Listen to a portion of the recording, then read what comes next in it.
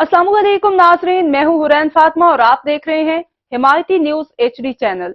नजर डालते हैं आज की अहम खबर पर। रावलपिंडी खौफनाक आग ने रमजान सस्ते बाजार को जलाकर राख बना डाला। 90% स्टॉल्स जल गए, जिसमें लाखों रुपए का सामान जलकर खाक सतर हो गया।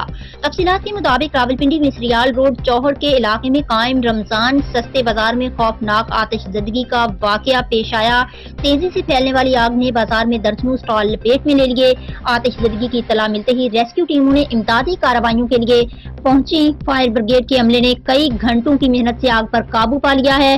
रेस्क्यू हुकाम ने बताया 11 रेस्क्यू फायर टेंडर्स और 30 से ज्यादा फायर फाइटर्स ने ऑपरेशन में हिस्सा लिया।